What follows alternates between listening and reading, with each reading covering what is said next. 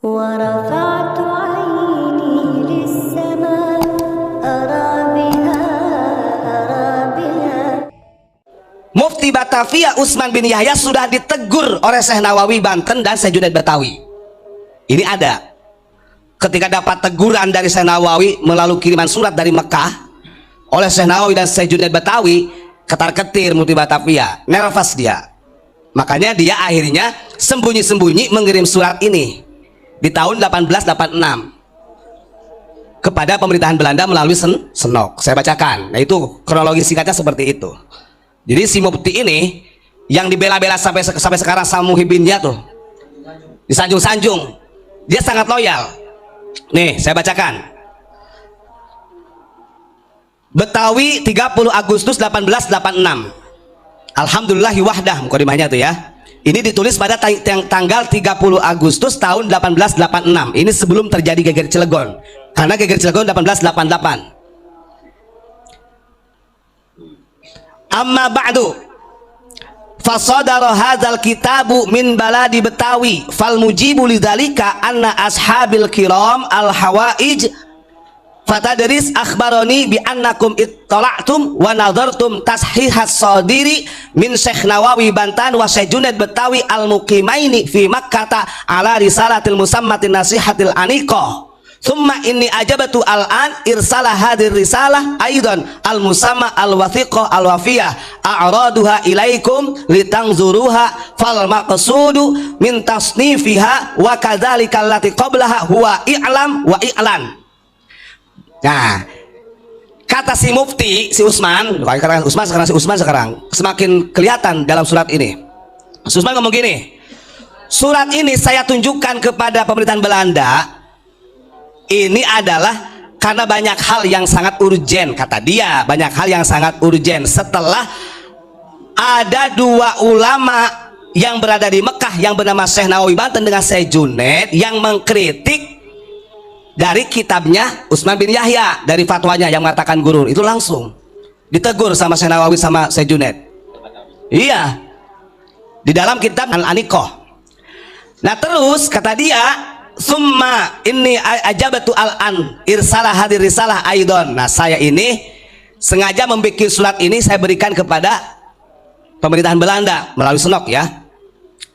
Fal maksud min tasnifiha wa kadzalika allati qablahu wa i'lan wa i'lan bi anna tariqatal lati fasad fi hadzal zamani wa 'allamahal masyayikhu lil juhali fahiya laisa 'ala shawab. Maka pantas ini nanti rentetannya dengan Habib Lutfi.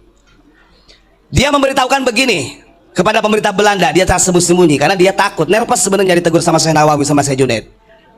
Saya ingin memberitahukan kepada pemerintah Belanda, artinya biar gak segan-segan untuk melawan ulama-ulama. Kata Mufti Batavia, sesungguhnya thariqah yang menyebar di Indonesia ini melalui guru-guru yang diajarkan kepada orang-orang yang bodoh, fahiya laisa ala shawab. Itu sesat, tidak benar. Loh kan? Sementara yang mempelopori untuk geger Cilegon, perlawanan melawan pemerintahan Belanda itu dari Syekh Abdul Karim yang ada di situ sanadnya, Syekh Abdul Karim Banten, karena dia sebagai khalifah pertama dari Ahmad Khatib. Makanya banyak ulama-ulama thariqah kita yang dibunuh. Terus kemudian bal rubama ya'ulu amruha ila mafasidi diniyatin wa dunniyatin bisababi faqdani syurutiha. Kata Mufti Batavia, kenapa thariqah yang menyebar di Indonesia ini tidak ada benarnya, artinya sesat? Dia menyampaikan bahkan thariqah yang dibawa oleh ulama-ulama, guru-guru thariqah yang ada di Nusantara, karena waktu itu dipimpin oleh Abdul Karim, itu sangat berpotensi merusak agama dan dunia menurut Mufti Batavia.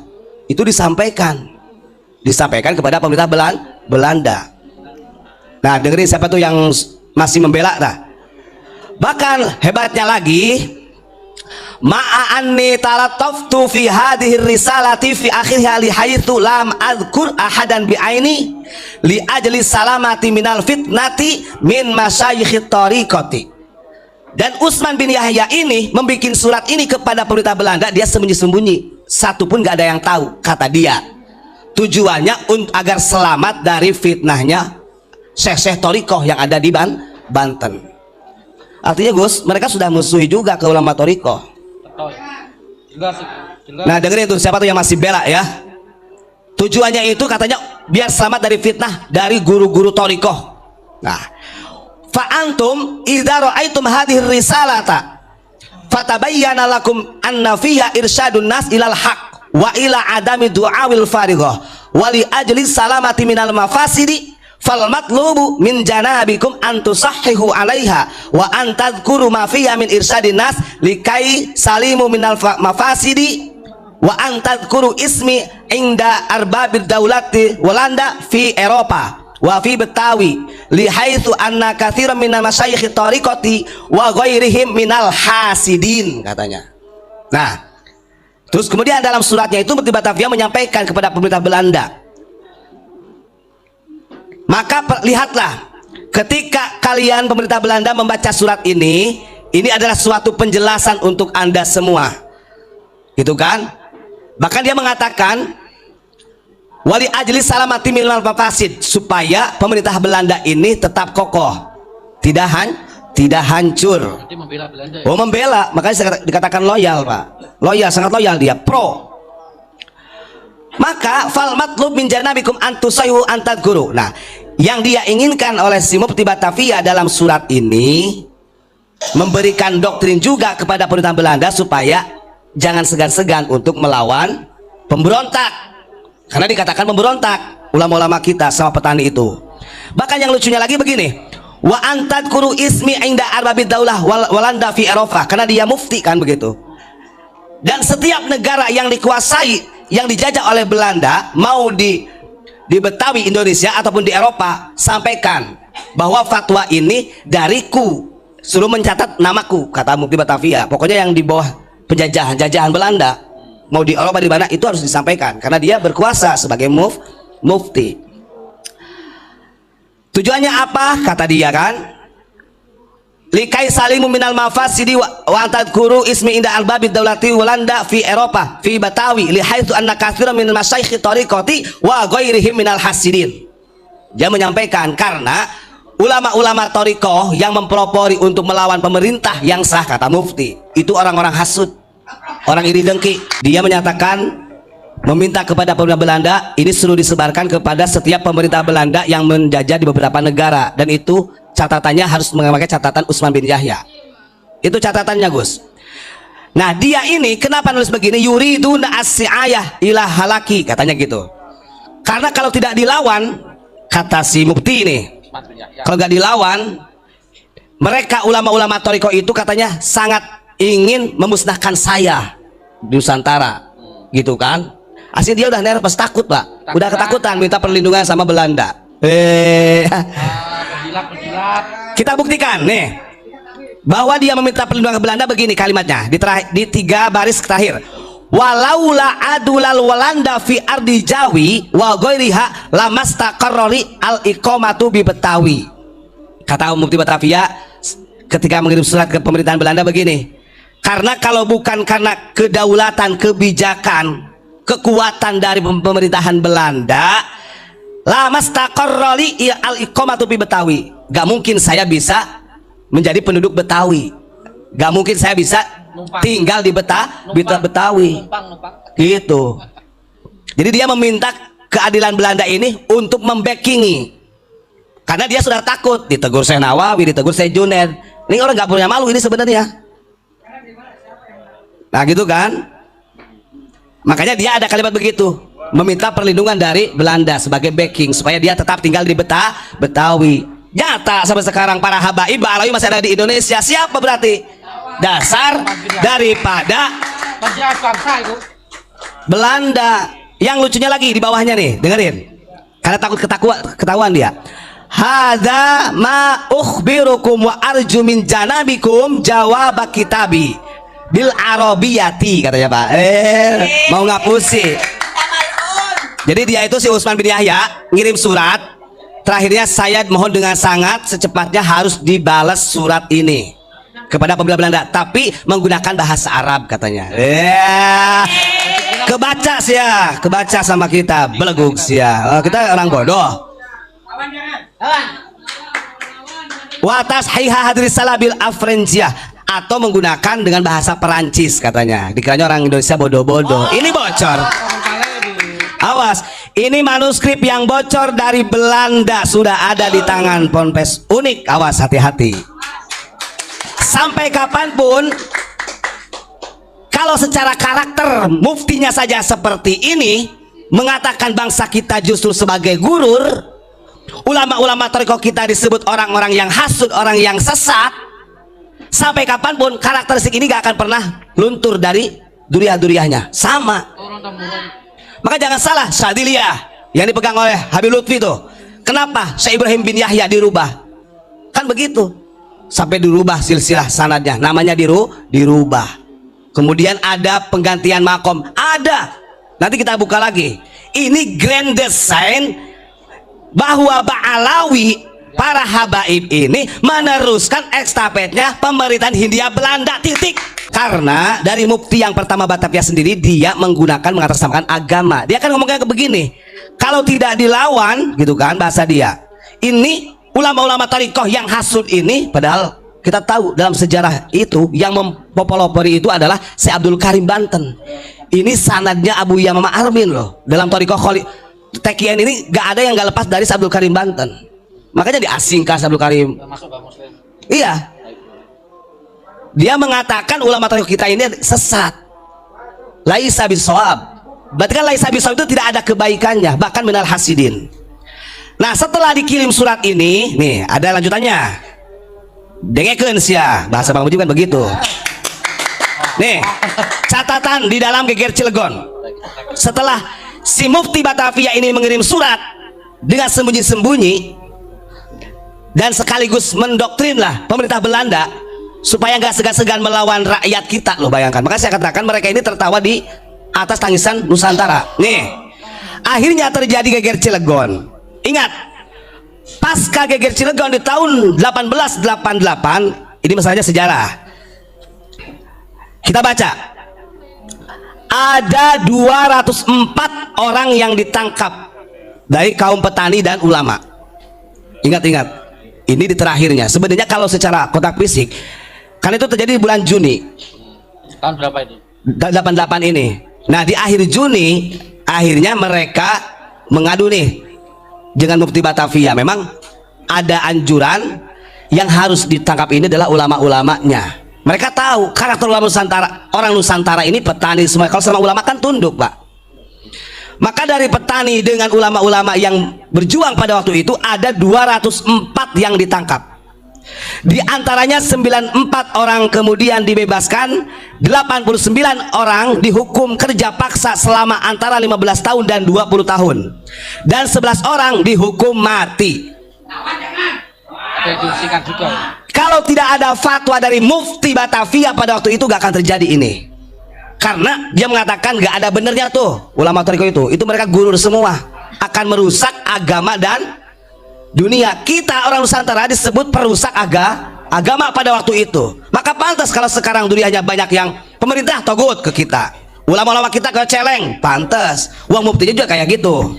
Bahkan hukuman mati terhadap ke-11 orang tersebut dilaksanakan hampir 1 tahun setelah pecahnya pemberontakan. Kelompok pertama dikirim ke tiang gantung pada tanggal 15 Juni 1889. Ngeri gak? Jadi di tanggal 15 Juni 1883 sebagian dari 11 orang ini dibawa ke tempat hukum gantung. Bayangkan ulama kita, nanti ada nama-namanya yang dihukum gantung itu. Nah, ini kan muncul potensi sampai seperti ini gara-garanya ada kitab yang namanya Manhajul Istiqomah karya Utsman bin Yahya, sama kitab tadi apa namanya satu lagi tuh, Al-Aniqah itu. Padahal kitab ini sudah ditegur keras oleh Syekh Nawawi sama Syekh Junaid Banten, Syekh Junaid Betawi.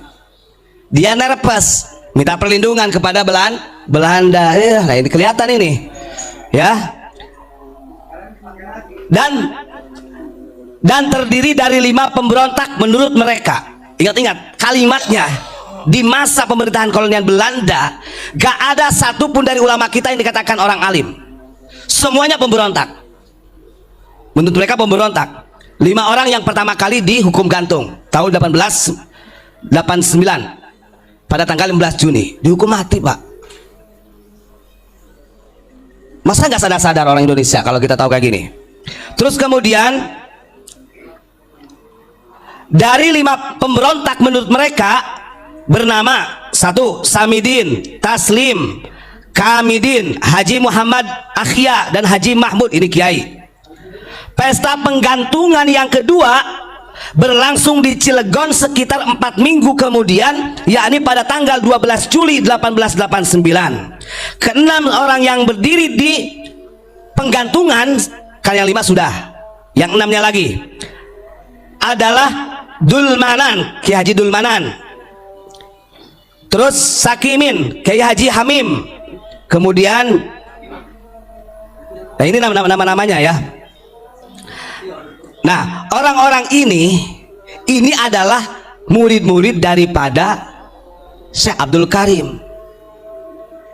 Makanya kalau dilihat kan ada tuh di YouTube, cuma di YouTube kurang lengkap. Syekh Abdul Karim itu begitu pulang ke Indonesia sebelum wafatnya Syekh Khotib Sambas, melihat kondisi bangsa Indonesia seperti ini, dia langsung memerintahkan 3 muridnya, 3 murid dari Syekh Abdul Karim yang ada di Banten untuk mengumpulkan massa lawan. Ini waktunya jihad. Walaupun perlawanan ulama kita kayak Ki Wasil banyak sampai Syekh Hasan Towil, perlawanan ulama kita disebut sesat, disebut gurur oleh Mufti Batavia di dalam kitabnya.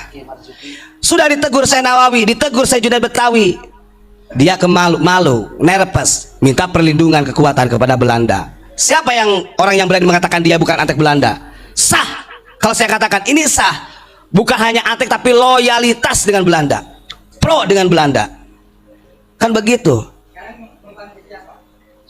Kalau sekarang ya banyak antek-anteknya sekarang ya. Jadi kenapa saya perlu saya sampaikan, karena kemarin ada orang yang ngomong asal tahu sejarah, katanya unik itu. Nah ini nih, siapa tuh? Matamu lo, buka matamu lo. Kan ada yang lebih ironisnya lagi, Muhyiddin Habib itu ngomong gini, oh Bad, kamu kan nggak tahu itu kan siasatnya Mufti Batavia. Siasat kok begini? Sejak kapan dikatakan siasat? Gak mungkin ditegur oleh Syekh Nawawi kalau itu siasat. Gak mungkin ulama-ulama kita sampai dibunuh, dipenjara, digantung. Bahkan yang 89 orang selama 20 tahun sampai 30 tahun dikerjakan paksa, jadi budak loh. Diungsikan.